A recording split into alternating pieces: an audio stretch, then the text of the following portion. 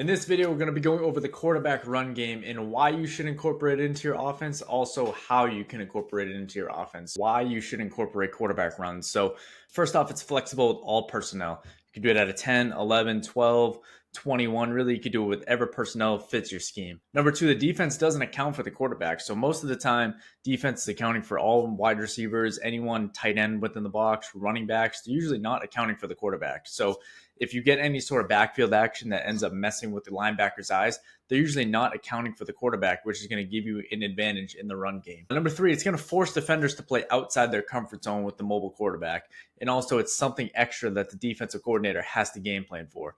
If they're usually facing quarterbacks that are pocket passers, they're usually going to be working on some sort of pass rush move. Now, when you have a mobile quarterback, you have to teach defensive ends how to properly play that quarterback. So it just adds another element to the defensive part of the game, into the defensive game plan that usually they don't account for throughout the week. Number four, you're able to keep the O-line scheme the same while playing around with the backfield action. So you can have misdirection in the backfield. You can have the quarterback reading different guys within the line of scrimmage. But for the five linemen up front, nothing's going to change. It's still going to be the same power scheme. It's still going to be the same counter scheme.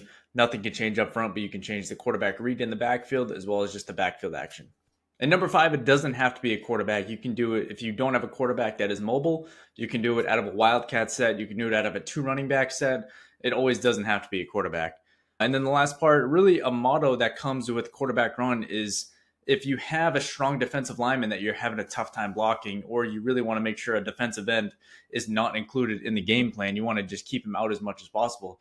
If you can't block them, you read them. If they're being read, you're going off of what they don't do. So if they come forward, you're able to hand the ball off. If they end up coming down for the run fit, quarterback can pull it. And that's when you get your quarterback involved in the run games. Now, before getting into the clips, I just want to show a few stats here. These clips are going to be based off my quarterbacks these past 3 years. We really incorporated quarterback run back in 2021 with Gavin Elder. And for the past 3 years, we've had success from Gavin as well as Dasha. They both averaged over 500 yards per year. And Dasha really took off last year with 831 rushing yards. And quarterback run has been huge within our offense. So I just wanted to make sure we got these stats out just to show that it really does work and it really can enhance your offense. So the first run play here is power read. And power read is my baby. I love power read. It was our number one run play called last year. And with Dasha's success of running the ball, we ran this play 43 times last year and we were averaging over 8 yards per carry. So huge success with this last year. And I love this play. Just one, because you can run at a 10 personnel, 11 personnel. You can really get creative with the personnel, like I said before, and you can really just attack the weak side of the defense. So if you're getting a too high structure, you can really just attack wherever that outside backer isn't. Wherever you have less of an outside threat and wherever you match up number wise, that's where you can attack. And if you need to get like an H within the box here, you can arc release. But really with power read, what you're going to be getting up front is the power scheme, right? Everyone's going to be working gap down to the backer, stepping backside. Guard's going to skip pull up through for the mic. So everything with the five front here is going to be power. Nothing's going to be changing. Now the quarterback, all that's changing here is he's reading this defensive end. So if this defensive end comes upfield, he's going to hand the ball out wide because now that running back has the edge and is able to get around the defensive end.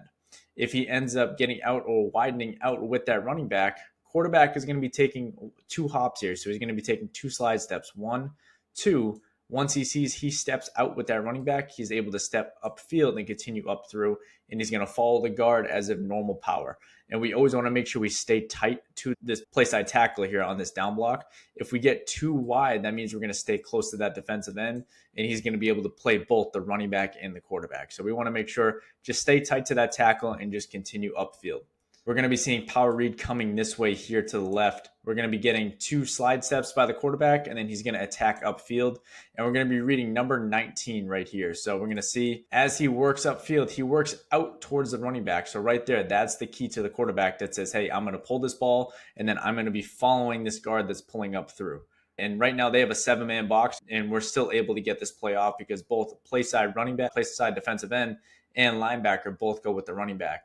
So right there, the quarterback has to make one-man miss.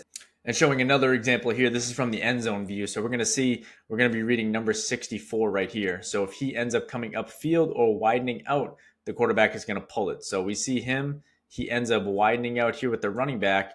Quarterback, you can see it's a clear view here, right? He stays out here. This tackle ends up sealing down. this guard pulls through for this linebacker. So now this quarterback has a pretty big hole to go through, right? And we ran this into the boundary on purpose just based on the defense that we were seeing. The quarterback's able to just make the safety miss. And then from there, he's able to go out the gate and score for an 89-yard touchdown. So I'll show you this also from the side view just so you see the whole picture. But same thing, reading this defensive end. He widens out. Quarterback's able to step down, and it was a too high shell, so we were able to attack that side that didn't have that overhang backer. And when you got speed, man, you got speed. You're able to make it work. So next, getting into empty. We ran a lot of empty. This is a great play that we added. It's going to be the same thing, same principles. It's going to be jet power read, though. So we're going to be running it out of empty. We're going to get this slot receiver coming in motion here. So as quarterback's going to be reading this defensive end here, and it's going to be the same rules. Nothing's going to be changing. So he widens out with the motion. Quarterback pulls it and then works upfield just like normal power. Nothing is changing, right? That's the beauty of power read. You can run it out of empty. You can run it out of 10 personnel like we just showed you, or you can run it out of any type of heavy personnel as well, just as long as you're reading that C-gap defender. And just to give an end zone view, this is going to be the guy we're reading.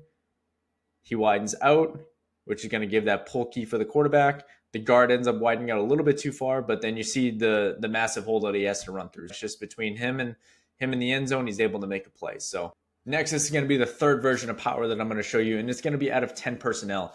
So normally with power, you need to have a tight end in the game just to be able to kick out this defensive end.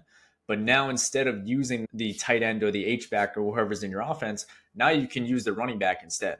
So now you can attack a 5, maybe 6-man box, because when you go 10 personnel spread like 2x2, usually they only have between 5 or maybe even 6 guys in the box. If they do have 6 guys in the box, now everyone's accounted for. Now you're able to kick out with this running back, and you're able to still keep the 5 guys up front the same. They're still able to pull through for the Mike, get that double team up to the will. But now you can attack a lighter box by using your quarterback as the runner and without having to bring that tight end into the box. So right now we're going to be getting power going to the left. So we're going to see double team coming here. We're going to see the center stepping backside. We actually get this Mike backer here blitzing through. So the quarterback does a good job. I have him stepping back and selling a quick play action real quick and then attacking the hole just to let the pull develop and let the running back develop as well. So we're going to see, I'll play it full speed first. He sells the quick pass, just gets his shoulders up. And then as he attacks downfield, he's going to press down towards this double team.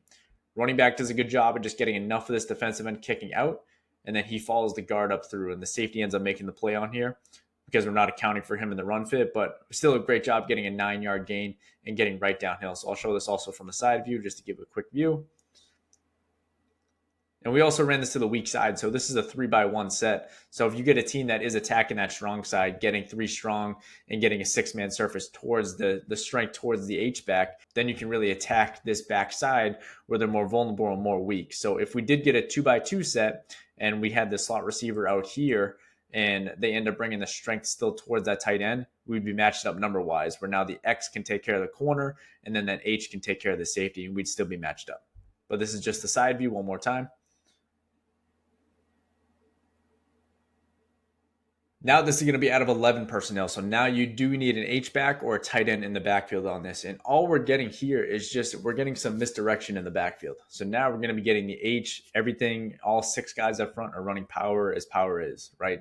We're going to be getting a pull going left. Now the running back is going to be meshing the opposite way of where he normally would go. So the backfield action is going to give this Mike and Will a false sense of where the ball is going and just some misdirection. So by them stepping left and stepping left towards this way, towards where the running back goes, that's going to make their down blocks and their pull blocks a little bit easier, because now this double team can now have a better chance of sealing that Will down. And then when this guard pulls up through, he doesn't have to worry about the Mike scraping over the top for the tackle.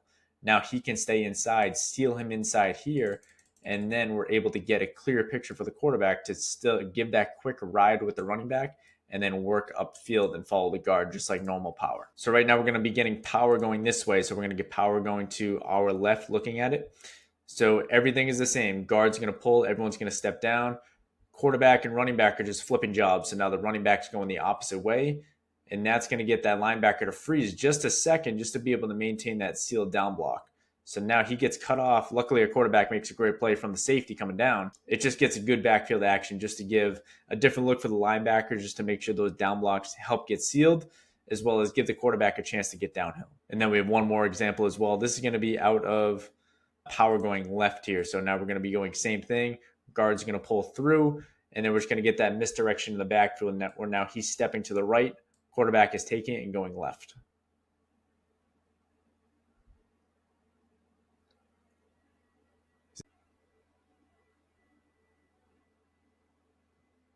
Now switching from power, now we're going to get into our counter series. So now counter is also just another gap scheme that we can use, but you can get really creative with how you want to approach that backfield action. So this first part is going to be our bash concept. And what I think of bash, I think of back away.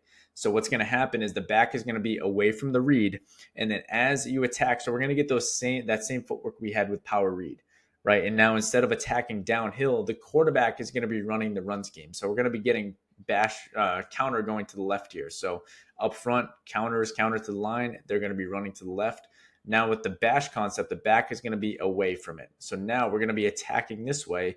And if the defensive end widens out with the running back, the quarterback is going to take that 2 slide steps and then run that run scheme coming backside. Because now we're matched 5-on-5 within the box.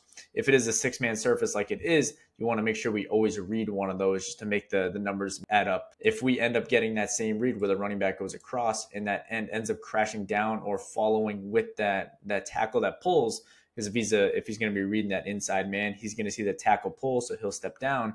If he does see that, then that's when the quarterback is going to give it to the running back, and the running back is able to get the edge. So you can also have an H back here, and you can have him arc release, and then that's going to be that lead blocker for the F while you're continuing to still maintain that 5-man counter on the inside. So we're still going to be able to get that quarterback attacking backside on that counter scheme. So just to give an end zone view here, we're going to be getting counter going left. So we're going to be getting the running back going back away. We're going to be getting counter kick here, and then we're going to be getting a pull up through with our right 2 lineman here. So our quarterback is going to be end up reading this C-gap defender or the last man on the line of scrimmage here. He's going to take his 2 steps here. Running back is going to follow, and he's actually going to see a linebacker blitz as well as the defensive end widen out. So as soon as he sees these 2 widen out, that's his key. I'm able to pull it. And you see what that does to the backers too. Ends up flowing with that backfield action. So right there, that ends up helping that tackle seal down, and then we're able to run just counter on the backside. So everyone's matched up for. He pulls through for that linebacker. He kicks out. Wide receivers locked on safety. Wide receivers locked on corner. So now it's just leaving your quarterback to have his great vision and make him be an athlete in space. So one more time just from the side view.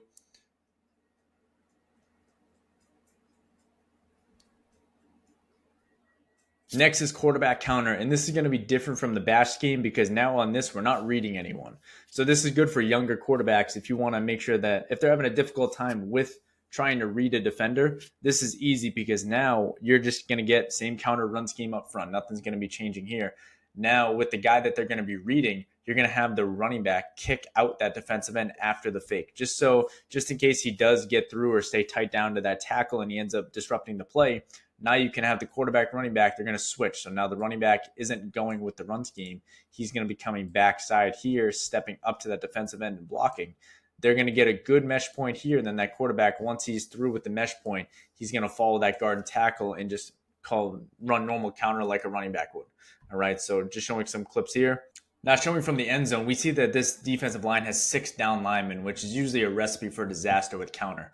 With this backside defender not being accounted for, this running back is able to step through, and his fake, he ends up holding a fake and just getting in the way of the defensive lineman, but it does enough now where the quarterback is able to scat free. We'll see the backfield action opposite way. Quarterback's able to follow up through with the guard and barely gets touched going into the end zone. So another great play just showing misdirection in the backfield and being able to still attack downhill and get yardage for the quarterback. This is another version of the quarterback counter that I didn't draw up just because it's essentially the same thing. It's just a different backfield action that's going to change. We're going to be getting empty here. We're going to be getting jet coming from this left slot receiver. So he's going to go in jet motion, and that jet motion is enough to bring 1, 2, 3, and 4 defenders all the way to the right, which is then going to open up that counter scheme inside the box for that quarterback going through. One more time from the side view. It pulls the defensive end, pulls the backside safety, pulls the linebackers, sliding out towards that jet sweep, which then opens up for the quarterback, One more time here.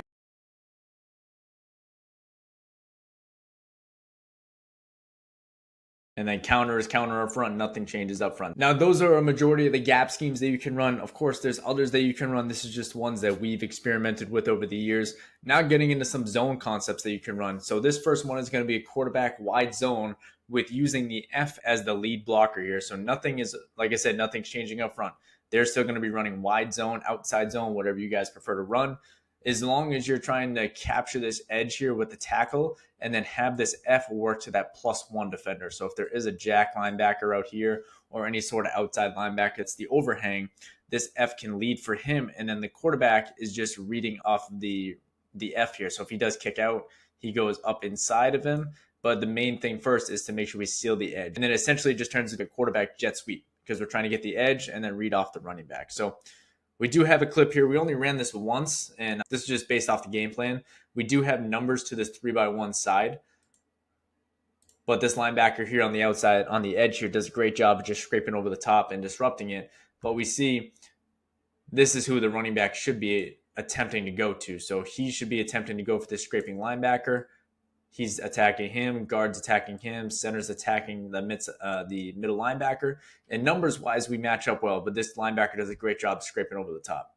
So quarterback takes it, is able to get the edge, but this tackle just doesn't seal the edge enough where we're able to get over the top. So now the running back has to take that defensive end just to help seal. So that ends up giving that linebacker free reign to scrape over the top. But this is just a great play in the red zone, be able to get the quarterback in space and use that running back as a lead blocker. We should match up 3 for 3. Or essentially 4 for 3 if we just seal that edge. But quarterback wide zone, that's always something that you can add. So now getting into quarterback wide zone, you can do this at an empty, and then it's going to be the same exact rules as it would for this H-back. This H-back practices, if you guys run wide zone or outside zone, they're going to be practicing with that with the lineman anyway, so nothing's going to change for them.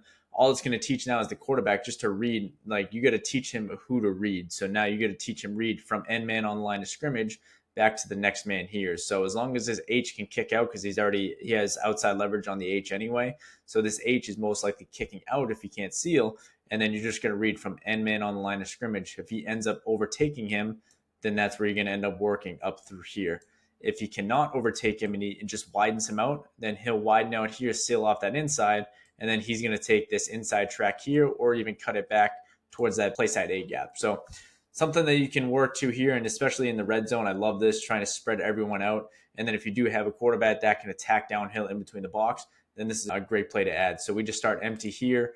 We motion from 3 over here, now to 3 strong on this side.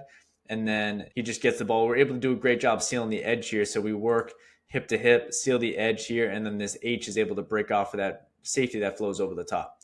And then the quarterback does a great job just finding the lane. So you'll see it better in the end zone. The end zone angle here.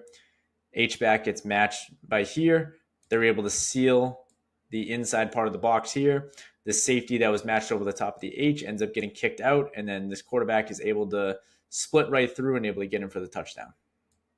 And now the last one we're going to be getting into is our wrap technique. So this is with the H-back out of the backfield. And this was great for us this year just because now we run so much split zone. So split zone meaning this H-back is coming across and kicking out this defensive end, especially if we're getting a 6-man surface. We want to make sure we're really accounting for every man that's in the box. So we're able to kick him out, and then we're able to match 5 for 5 with the rest of the box. I love split zone, so this was a great compliment off it because now we get this H attacking downfield, and now instead of kicking him out, which has been getting kicked out all game, if you get teams that like to squeeze down on this defensive end or like to wrong arm and spill this H back, this is a great compliment to it. Just so now you get the edge on the outside. And now the quarterback sees, if just based on the game plan, if he's going to step down, or pretty much I tell my quarterback, if I'm calling this, usually I want you to pull it because I see that this end is disrupting our zone plays because he's getting down the tackle so hard and he's disrupting the running back read on this play. So if I'm calling this, usually I want you to pull it. So he sees, I say, if he gets any sort of movement going downhill, quarterback, you're pulling it, and then your lead blocker is that H-back. This is some film on it here. We want to make sure it's out of 11 personnel. So we have our tight end in the backfield. We're going to be going inside zone to the right. And especially with a 7-man box, you want to try and get the edge as much as possible. I added a little bit of a wrinkle to it this week where we have wrap is going to be wrap, right? So you're going to see this H-back come for this outside backer here. He's going to be matched up here. You're going to see this wide receiver kind of like slow play a little bit and not really block this corner. That's on purpose. That's not because he's being lazy. What he's doing here, we added a pop method to this as well, where if he, once the quarterback pulls it and gets downhill, if he sees this corner coming up to him fast, he's going to then do a little fake stock here and then work upfield. And if he gets attacked before the line of scrimmage, he's able to throw the ball down to that X. So let's play first full speed here.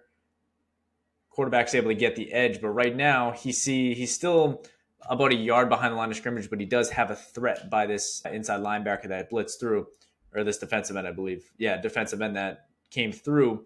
So it's tough to make that throw, but you see the wide receiver trying to sell it here, and he is open, but it's past the line of scrimmage. So it's tough to throw it, but it's also third down. We want to make sure he just secured the first down. But we see the H wrap through for the outside backer. And when we wrap, we want to make sure we're trying to seal this edge as much as possible. So this H-back does a great job getting that outside shoulder and sealing enough of the edge for that quarterback to get around towards the sideline. So able to get a quick 10, 15-yard gain off of it, but just way to get your quarterback in space and just continue with your zone run schemes up front.